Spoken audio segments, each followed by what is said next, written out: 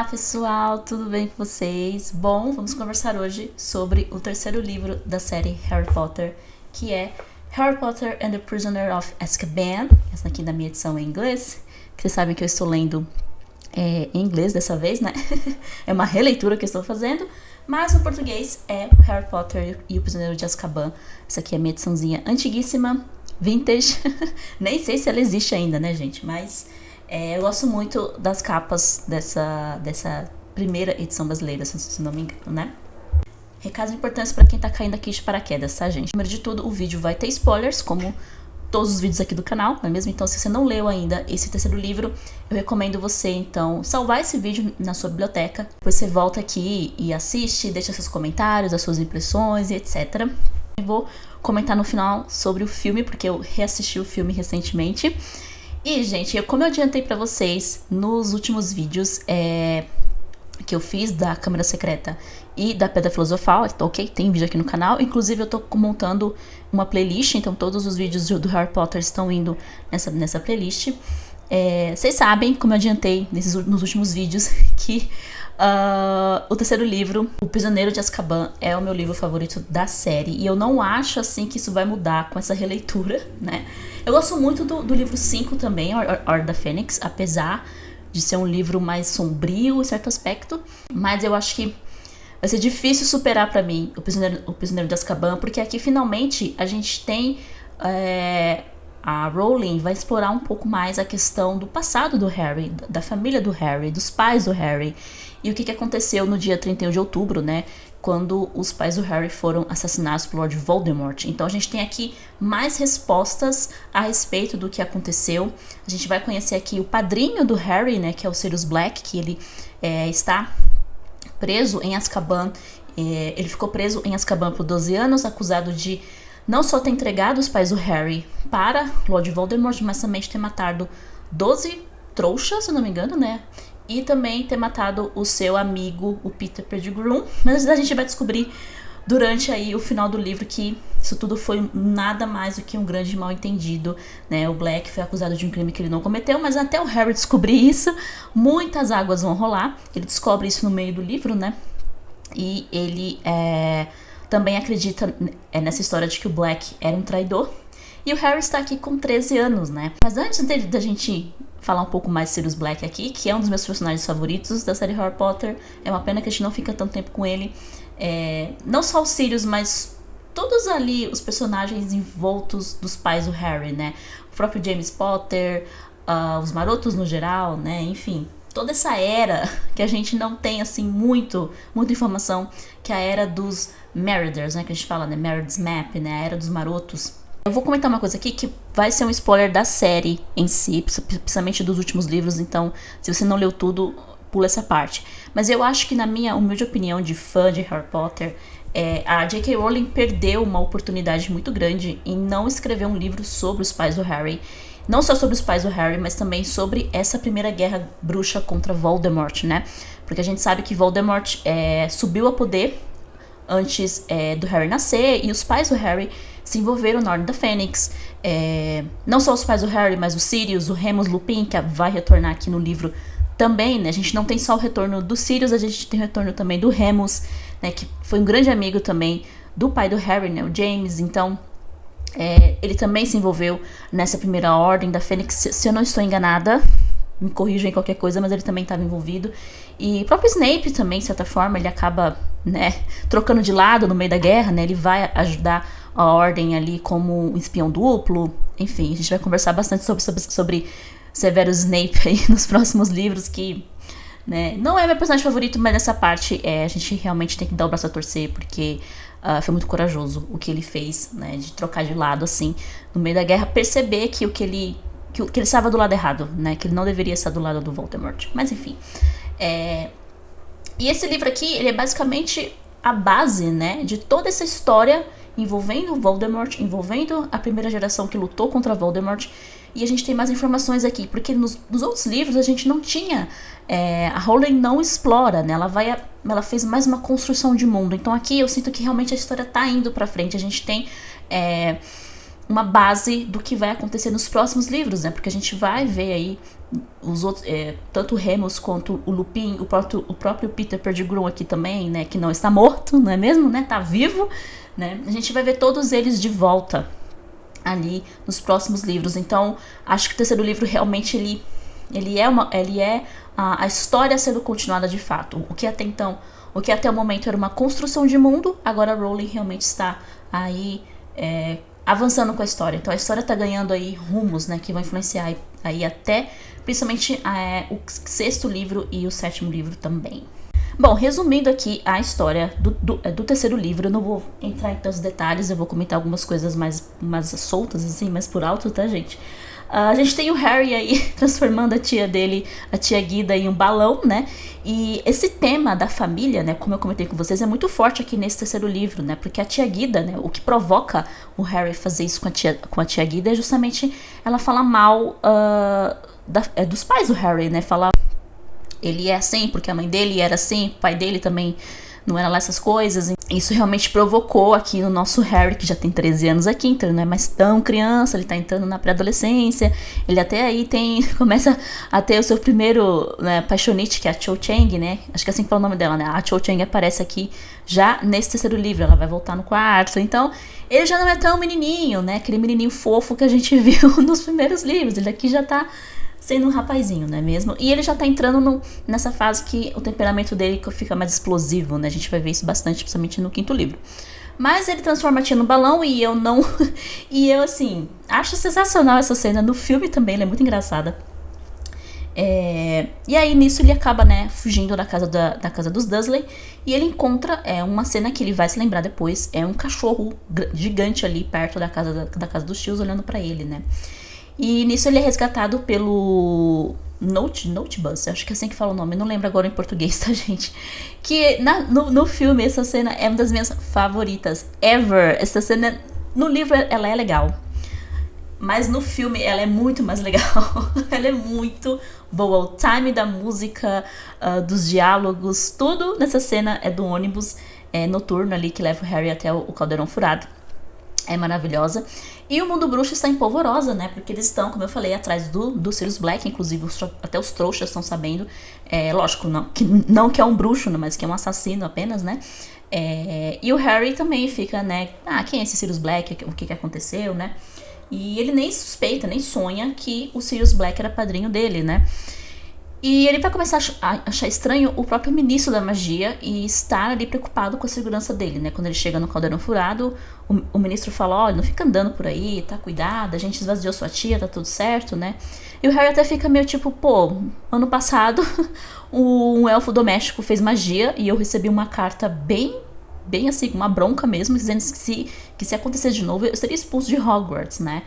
Aí o ministro até fica, né? Não, ninguém vai preso para Azkaban porque transformou a tia num balão, né? Então você vê que a comunidade mágica é daquelas, né, gente? A comunidade mágica eu tenho... Acho que todo mundo que assiste...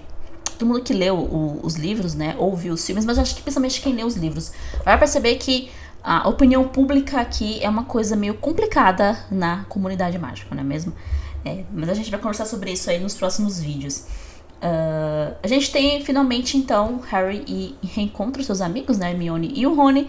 A Hermione está com um bichinho novo, um bichinho de estimação bichento, que está atrás do Perebas, o rato do Rony. E esse negócio de Perebas versus bichento vai aqui permear o livro inteiro. A Hermione e o Rony vão brigar o livro inteiro por conta. A Hermione, tadinha, não vai ter um minuto de paz nesse livro, porque além dessa história do cachorro, né, ela vai também ser persona não grata quando ela dedurar pra McGonagall que o Harry ganhou uma vassoura Ultra Blaster, daí a melhor vassoura da época, né, a Firebolt. E ela faz isso, ela faz essas coisas assim. A gente até pode ficar, pô, Hermione, costuma ficar quieta, mas eu entendo o lado dela, porque ela adivinhou corretamente que foi o Sirius Black que enviou essa vassoura pro Harry aqui no meio do livro, né? E lembre-se que todo mundo achava que o Sirius Black estava atrás do Harry, né? Porque ele queria terminar, de acordo com a lenda urbana aqui, que ele queria terminar o trabalho que ele começou, né? E ela não fez por mal, né? Ela faz as coisas certas, mesmo que às vezes magoe os amigos dela. Então, essa é uma coisa que eu admiro muito na Hermione. Mas a bichinha não teve um segundo de paz, gente. Justiça pra Hermione nesse terceiro livro, gente. Porque, meu Deus, o Rony é um babaca. Perdão. Mais um vídeo Harry Potter, mais uma vez, eu reclamando de Rony Weasley. Eu acho que eu vou realmente surtar, gente, no quarto livro, no Cálice de Fogo. Quem leu sabe do que eu tô falando. Nesse livro, vocês vão ter que me ouvir. Eu metendo descendo a lenha em Rony Weasley. Eu vou me segurar hoje pra descer a lenha no Rony no próximo vídeo. Tá bom? O Harry também vai ganhar, então, dos irmãos Weasley, né, os gêmeos, o mapa do Maroto, né? Que a gente vai descobrir depois que foi o James Potter e Companhia Limitada que criou esse mapa, né? Coisa que no filme não é mencionada, mas no livro é mencionada ali, no final. Ele vai ganhar vai ganhar esse mapa dos Weasley. E também ele vai ter o primeiro encontro com os Dementadores no trem de Hogwarts, quando eles estão indo, né, pra escola. E no mesmo trem, ele vai conhecer, então, o seu novo professor de defesa contra as artes das trevas, que é o professor Lupin. O melhor professor que essa turma já teve, né, gente? Porque os próximos que vão... Os que vieram antes e os próximos que vão vir... Se bem que o professor do quarto livro também, ele foi bom. Apesar dos pesares, ele também foi. Mas o Remus Lupin é o melhor teacher que o Harry teve aqui. E eles vão formar uma amizade, né? Entre eles dois. E o professor Lupin vai, então, em dado momento aqui da história, ajudar o Harry a lutar contra os Dementadores com o feitiço do Patronus. Por fim, então, a verdade vem à tona, né? Várias revelações são feitas aqui. Por exemplo, que a Hermione tem um vira-tempo, né? Assim que ela tá conseguindo assistir todas as aulas do ano. E graças a esse vira-tempo eles vão conseguir salvar o Bicuço, que era o hipogrifo do Hagrid, né? Que tinha machucado ali o Malfoy. E também eles vão conseguir salvar o Sirius de ter a sua alma sugada por um Dementador. Depois que eles descobrem ali toda a verdade, né? Que eles fazem a lavação de roupa suja na Casa dos Gritos, né? O Remus vai atrás do Harry, da Hermione e do Rony. E o Sirius, com a ajuda do Bichento, pega o Perebas, né? Tudo ali foi uma armadilha para pegar o Perebas, que era o Peter Pettigrew, que até então todo mundo achava que estava morto, né? E aí finalmente o Harry entende que a história que estava circulando a respeito do Sirius não era real, né? E é interessante, assim, essa questão do Sirius ter sido acusado de ser um espião, um traidor, etc. Porque é muito fácil, né? Foi muito fácil para a comunidade mágica acreditar nisso, porque o Sirius é um puro sangue. E a família Black sempre foi ligada a Voldemort, né? É só pensar ali nos outros Blacks, que praticamente quase todos eles, eu diria todos, né? Se filiaram de alguma forma a Lord Voldemort, somente o Sirius que não, né? O Sirius, ele é o estranho da família, né? Ele foi pra Grifinória, não foi pra Sonserina, fez amizade com o lobisomem, que no caso é o Remus, né? Que a gente vai descobrir também que ele é um lobisomem, por isso que ele ficava doente com frequência. Então, o Sirius sempre foi esse filho desgarrado, né? Dos Blacks, mas o pessoal dizer, né, acreditar que ele era o traidor foi muito fácil, né? Justamente porque ele é puro sangue, né? Talvez se ele não fosse puro sangue, eu acho que as pessoas iam desconfiar mais, assim, tipo, não iam acreditar com tanta facilidade que ele foi o traidor, né? Porque a gente não sabe o status sanguíneo do Peter Pettigrew, né? Não tem essa informação se ele era puro sangue ou não, se ele era meio sangue, nascido trouxa. A gente tem que entender que esse mundo do Harry aqui, essa construção aqui de preconceitos, né? Ela é bem profunda, né? De certa forma aqui na série. Isso só vai se aprofundando ao longo do tempo aqui, durante os livros, né? Em meio ali à narrativa dos livros. Mas sempre me chamou a atenção esse fato aí do Sirius Black, as pessoas terem acreditado muito rápido que o Sirius Black era um traidor. Uma coisa que eu fiquei, assim, pensando quando eu tava lendo, né, que é muito fácil o Harry fazer cagada quando ele tá sem Hermione, né, gente? Porque o Harry e o Rony sozinhos, eles são uma péssima influência um pro outro, né? O Harry se mete em um baita problema, ele perde o mapa do Maroto pro Remus, né? O Remus confisca o mapa dele, porque ele foi inventar de ir em Hogsmeade, né, com a capa do pai, e foi pego pelo Severus Snape, né? E aí o Remus teve que tirar ele dessa enrascada. Isso foi tudo ideia do Rony, né?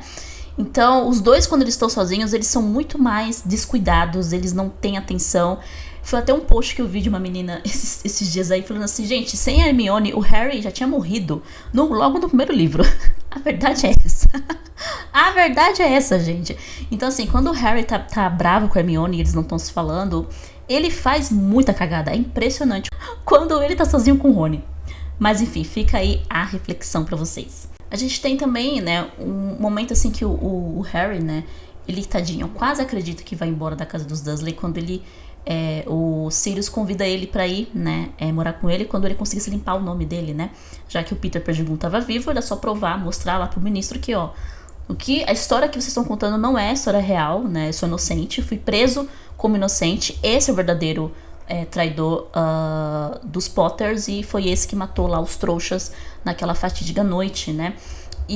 Mas a gente sabe que não é isso que vai acontecer, né? Vai vir os Dementadores e vão quase matar o Harry e o Sirius. E eles são salvos pelo próprio Harry, só que o Harry do futuro, né? Que vai voltar no tempo junto com a Hermione e eles vão tentar salvar. Eles vão salvar o Bicurso, né? De ser executado e junto com o Bicurso, vão levar o Bicurso até o Sirius pra eles dois fugirem, né? E eu gosto muito dessa última parte do livro, porque no livro anterior, na Câmara Secreta, a gente viu o Harry e o Rony, né, resolvendo as coisas ali, indo até a Câmara Secreta, lutando contra o Basilisco e tal. Então aqui a coisa se inverte, né? O Rony fica na ala hospitalar, né, com a perna machucada, né? Porque ele levou uma mordida do Sirius. Cachorro, que o Sirius ele se transforma em cachorro, né? Ele é um animago não registrado, né? Assim como os outros marotos também. E é o Harry e a Hermione, assim, muito rápido que conseguem, então, resolver toda a trama aqui do final e salvar o Sirius e salvar o Bicurso, né? E a gente fica com esse clima doce no final, assim, eu gosto muito do final desse livro, porque agora a gente vê que o Harry não tá mais sozinho, ele tem alguém ali que realmente...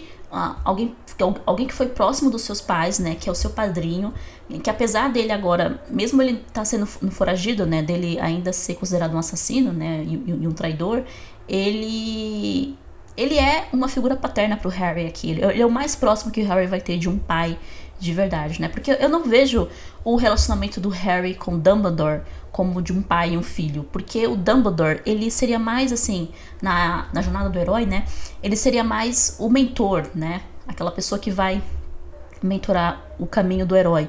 Já o Sirius não, o Sirius de certa forma ele também, né, ele vai ajudar bastante o Harry aí nos próximos livros, no livro 4 e 5, né, mas o relacionamento do Harry com o Sirius é uma coisa mais de pai e filho, né, isso no filme também fica muito destacado, né, o quanto que o Sirius e o Harry vão criar esse vínculo muito forte de pai e filho, que é muito doce, é muito bonito de se ver. É uma pena que, como eu falei pra vocês, a gente não vê muito disso por muito tempo aqui na série, né? Logo no 5º livro as coisas vão mudar, né? A gente não vai mais ter a presença do Sirius por muito tempo. Eu sabe do que eu estou falando? Ai, gente, vou ter que ter muito preparo psicológico pra ler o 5º livro, porque olha, ler já é duro. Agora imagine assistir o filme. E falando em filme, gente, falando um pouco do filme pra vocês, eu reassisti, né, como eu comentei com vocês, e eu amo aquele filme, gente. Eu tenho as falas decoradas de tanto que eu assisti aquele filme. Pra mim, ele tem um sabor extremamente nostálgico. Eu amo a nossa dublagem, então eu assisti em português, né, já que eu já estou lendo o livro no inglês, eu vou assistir pelo menos o filme em português, né. Eu amo aquele filme, a trilha sonora dele é maravilhosa, a fotografia, o design de produção dele, que é bem diferente dos 2 primeiros filmes. Hogwarts ali já tá uma Hogwarts um pouco mais... com cara de castelo mesmo, assim, um castelo real, assim, sabe? Que você vê nesses lugares remotos da Europa, né? E também a cena do Bicurso, né? Do primeiro voo do Harry com o Bicurso é maravilhosa no filme, gente. Eu não lembrava o quanto essa cena é linda. Tem momentos assim, tem uns takes que parecem wallpaper, sabe? Se você parar, dar pausa assim no filme, tirar uma foto, vira um wallpaper, porque é muito bonita a forma como foi gravado essa cena. Lá no comecinho do filme, tem uma música que eles cantam, né? Quando estão chegando em Hogwarts, né? Que o coral de Hogwarts canta, chamada Double Trouble. E eu descobri quando eu tava pesquisando sobre o filme que a letra dessa música foi tirada de Macbeth, do Shakespeare, né? Que é, se eu não me engano, quando as bruxas de Macbeth cantam ali a maldição da peça. E o John Williams foi lá e, se eu não me engano, foi o John Williams que escreveu, posso estar errada, foi lá e pegou a letra que tá na peça e transformou em Double Trouble. Eu amo essa música de verdade, eu tenho até ela salva nas minhas playlists de filmes. A cena do ônibus no filme é também sensacional, eu comentei isso com vocês, é muito engraçada. Eu realmente adorei, eu amo o filme, esse filme 3, mais do que os outros, porque é um filme que não tem gordura. Pra mim é um filme que tem um ritmo muito bom, ele não te cansa, mesmo de sendo 2 horas e pouco, mas passa muito rápido. Por exemplo, eu não achei ele tão longo assim como é A Câmara Secreta, né? Que eu falei pra vocês que é o mais longo da série. E realmente é o mais longo da série, gente. Ele tem quase 3 horas de filme. E sendo que A Câmara Secreta é muito menor do que O Prisioneiro de Azkaban, né? Mas esse filme é perfeito, perfeito. A única coisa que eu diria assim, uma pequena crítica que eu tenho, é que eles não mencionam que quem criou o mapa do Maroto e os donos, quem são, por exemplo, o Moni, o Padfoot, né, e Companhia Limitadas, foram justamente James, Sirius, o Peter e o Remus, né. Mas, enfim, é um detalhe ali, uma coisa pequena. Eu entendo ele ser cortado o campeonato de quadribol, né, que pela primeira vez o Harry vai ganhar o campeonato de quadribol pela Grifinória, né, coisas que estavam tentando desde o primeiro livro. Eu entendo ele ser cortado porque ia ficar uma coisa meio solta, mas faz uma falta, né? Eu queria ver no filme o Harry ganhando a taça de quadribol, como acontece aqui no livro, que é um baita momento, assim, a gente fica na maior expectativa quando lê pela primeira vez, né? Porque a gente não sabe, né, se vai dar certo, agora vai, né? E o Harry no jogo anterior, ele tinha caído da vassoura, né? Porque um dementador, dementador não, alguém disfarçado, o Malfoy e os asseclas deles disfarçados de dementadores vieram assustar o Harry, né? Então, ele perdeu a partida, perde a vassoura, nisso que ele ganha a Firebolt. De resto, gente, eu recomendo demais, demais, demais, demais. Se você só leu os 2 primeiros livros, por favor, não deixe de ler o Harry Potter e o Prisioneiro de Azkaban. Livro muito bom, diferentão dos outros, né? Ele tem um ritmo diferente, ele tem uma proposta diferente dos outros livros até então. E é um livro muito importante pra saga, né? Que vai abrir aí os leques de histórias que a gente vai ver nos próximos livros. E também, se você nunca assistiu o filme, por favor, assista, porque o filme é muito bom. É pra mim também o meu favorito. Eu adoro demais aquele filme e só recomendo pra vocês. Bom, gente, é isso. Obrigada por terem assistido até o final. Muito em breve eu volto pra gente conversar sobre o Cálice de Fogo, o 4º livro da série. Eu ainda não comecei a ler, a gente já tá em junho, né, quando eu estou gravando esse vídeo, estamos em junho de 2025. E significa que mês que vem é o Dia Nosso em July. Então, eu não sei se esse mês eu já vou ler o Cálice de Fogo ou eu vou deixar pra ler em agosto, né, depois do Dia Nosso em July, porque vocês sabem que aqui no canal, quando chega julho, a gente para tudo e vai ler Jane Austen. Enfim, é o mês da Jane Austen, ainda mais esse ano, que é um ano especial, que é 250 anos do nascimento dela, então vai ser uma baita comemoração. Em breve eu também venho pra... Se você é do futuro, já foi, né? Mas em breve eu venho pra gente conversar sobre o Dia Nosso July desse ano e o que eu pretendo ler, não é mesmo? Obrigada, gente, por ter assistido. Eu vejo vocês no próximo vídeo. Um beijo pra vocês e até mais.